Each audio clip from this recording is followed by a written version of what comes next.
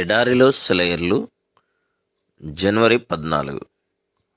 అతడు తన సొంత గొర్రెలనన్నిటినీ వెలుపలికి నడిపించును.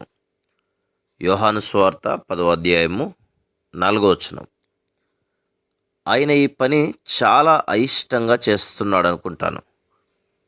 ఆయన గొర్రెలమైన మనకి ఇది కష్టాలు తెచ్చిపెట్టే విషయమే, కానీ ఇది జరగక తప్పదు.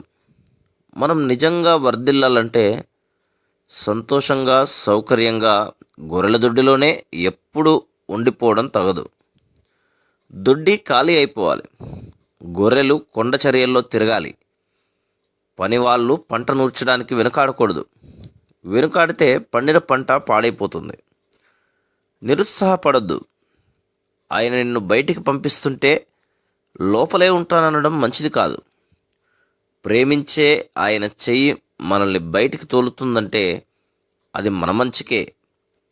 ఆయన నామం పేరిట పచ్చిక బయళ్ళలోకి, సెలయేళ్ల ఒడ్డుకి, పర్వత శిఖరాలపైకి వెళదాం రండి. మీకు ముందుగా ఆయన నడుస్తాడు. మన కోసం ఏ ఆపద కాచుకుని ఉందో అది ముందు ఆయన కంటపడుతుంది. విశ్వాసం గల హృదయానికి ముందు దారి తీస్తూ వెళ్తున్న ప్రభువు ఎప్పుడూ కనిపిస్తూ ఉంటాడు. కానీ అలా ఆయన మన ముందు లేనప్పుడు వెళ్ళడం ప్రమాదకరం. నిన్ను వెళ్ళమని ఆయన ఆదేశించే అనుభవాలన్నింటిలోకి ఆయన ముందుగానే వెళ్ళి ఉన్నాడు అన్న విషయాన్ని గుర్తు చేసుకొని ధైర్యం తెచ్చుకోండి. నీ పాదాలకి ఆ దారులు నువ్వు భరించలేనంత బాధ కలిగిస్తాయనుకుంటే ఆయన నిన్ను వెళ్ళమని చెప్పడు.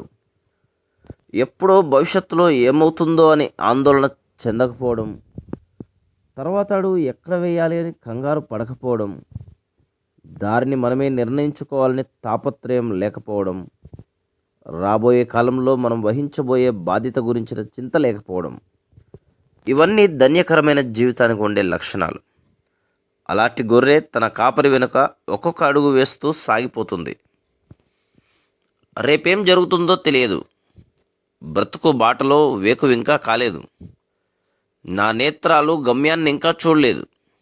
నా ముందు ఆయన నడుస్తున్నాడు. అందుకు మాత్రం సందేహం లేదు. ప్రమాదాలు వస్తున్నాయి, భయాలు ఎదురవుతున్నాయి. జీవితంలో ఏం రాసిపెట్టి ఉందోనని మనసులో వణుకు పుట్టుకొస్తున్నది. కానీ నేను ఆయన వాణ్ణి. నా దారి ఏదైనా నా ముందు ఆయన వెళ్తున్నాడు. జీవితంలో ఇక ఆనందాలేవీ లేవంటూ సందేహాలు మదిలో నీడలు పరుస్తున్నాయి. ఆయన హక్కు తప్ప నన్ను బలపరిచేది ఏది? ఆయన్ని వెంబడిస్తున్నామన్న దానికంటే దృఢమైన నిశ్చయత ఏది? నా ముందుగా ఆయన వెళ్తున్నాడు.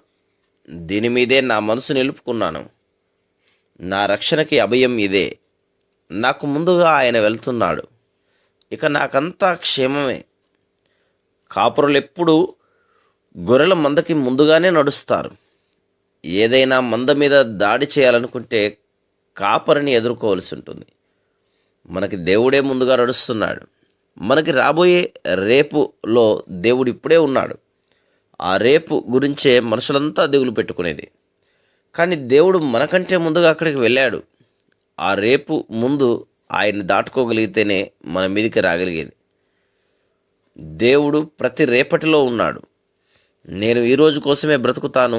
దారిలో శోదయం నడిపింపు తప్పకుండా దొరుకుతుందన్న తపనతో ప్రతి బలహీనతని భరించే సత్తువ, ప్రతి దుఃఖాన్ని గెలిచేందుకు నిబ్బరం, వర్షించిన తర్వాత హర్షించే సూర్యరశ్మి ఆయన ఇస్తాడన్న నిత్య నిరీక్షణతో ఈరోజు కోసమే బ్రతుకుతాను. Praise the lord.